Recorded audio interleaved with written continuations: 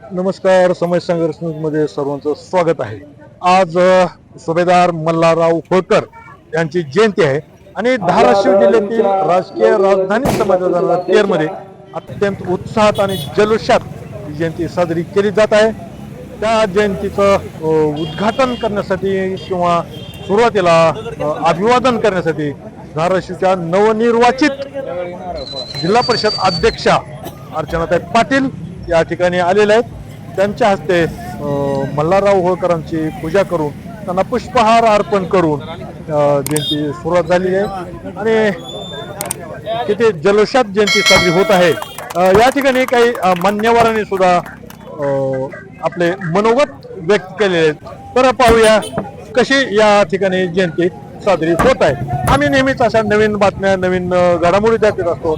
तर अशा घडामोडी आपल्यापर्यंत सर्वप्रथम पोहोचण्यासाठी चॅनलला सबस्क्राईब करायला विसरू नका. आज श्रीमंत सुभेदार मल्हारराव होळकर होळकरशाहीचे संस्थापक यांच्या जयंतीनिमित्त मी आपण सर्वांना शुभेच्छा देतो. या जयंतीच्या पूजनासाठी आपल्या जिल्हा परिषदेच्या नूतन अध्यक्षा आपल्या गावची लेक सौ अर्चनाताई पाटील इथे उपस्थित राहिल्या त्याबद्दल मी त्यांचं या प्रतिष्ठानतर्फे आभार मानतो. आज ज्यांनी शून्यातून विश्व निर्माण केलं अशा सुभेदार मल्हारराव होळकरांचा थोडक्यामध्ये आपल्याला इतिहास सांगतो.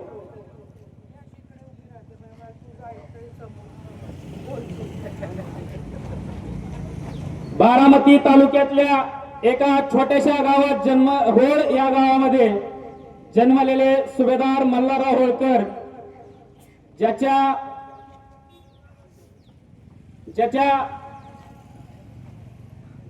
मध्ये कर्तृत्व असते ते कर्तृत्व लहानपणापासूनच स्वस्थ बसू देत नाही. त्यांचे वडील लवकरच वारले त्यामुळे त्यांना मामाच्या गावी खानदेशामध्ये राहायला जावं लागलं आणि तिथे गेल्याच्या नंतर त्यांच्या मामाची पेशव्यांकडे थोडीफार ओळख होती. त्या सैन्यामध्ये अगोदर या मल्हारराव होळकरांना सामील करून घेतलं. परंतु आपल्या कर्तृत्वाच्या जोरावर त्यांनी अनेक लढाया लढल्या आणि त्या लढायामुळं त्यांना थोरल्या बाजीराव पेशव्यांनी सुभेदारकी माळवा प्रांताची सुभेदारकी दिली.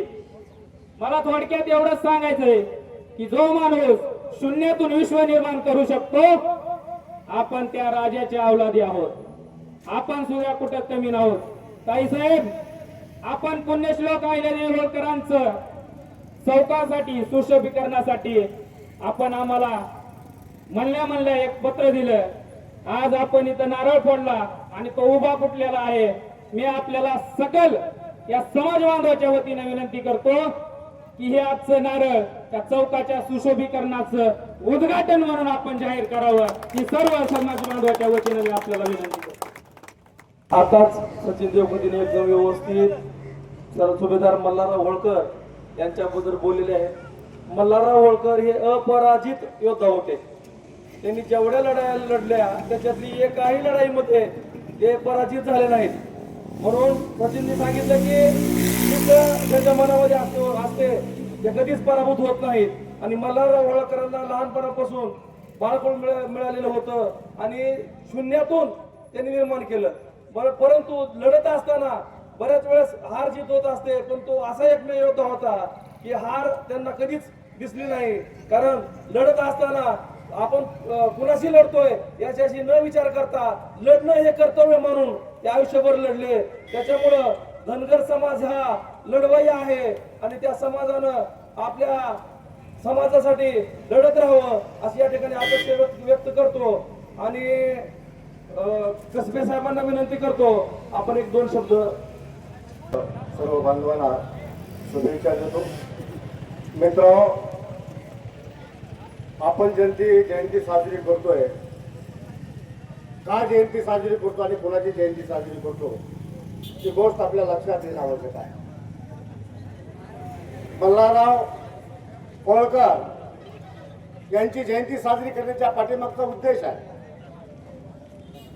आपण सचिननं सांगितलं की बारामती तालुक्यातल्या होळमध्ये त्यांचा जन्म झाला. एका धनगर कुटुंबामध्ये त्यांचा जन्म झाला. लहानपणी वडील वारले म्हणून तो आजोळी राहायला गेले आणि जेव्हा ते आजोळी राहायला गेले तेव्हा ते सैन्यात काम करू लागले. ते सुभेदार झाले आणि सुभेदाराच्या नंतर त्यांनी स्वतःची व्यवस्था निर्माण केली, होळकर व्यवस्था निर्माण केली. मित्रांनो, या सगळ्या गोष्टी बरोबर आहेत, पण आम्ही या देशातला उपेक्षित शोषित वंचित समुदाय मल्हारराव होळकरला यासाठी मानतो की मल्हारराव होळकर यांनी व्यवस्था परिवर्तन करण्याचं काम केलेलं आहे. एक काळ होता जेव्हा एखाद्या महिलेचा नवरा मरतो, जेव्हा एखाद्या महिलेचा नवरा मरतो तेव्हा तिला जिवंत चितेवर जाळलं जायचं, तेव्हा तिला जिवंत चितेवर जाळलं जायचं भावांनो. आणि त्या टायमाला जी समाज व्यवस्था त्या धर्माची एवढी मानसिक गुलाम होती की तिला नाकारण्याची ऐपत त्या काळी कुणाची नव्हती. पण मल्हारराव होळकरांनी जेव्हा स्वतःचा मुलगा खंड्यावर मरण पावला तेव्हा आपल्या सुनेला आईला देवीला त्यांनी सत्तेवर जाऊ दिलं नाही.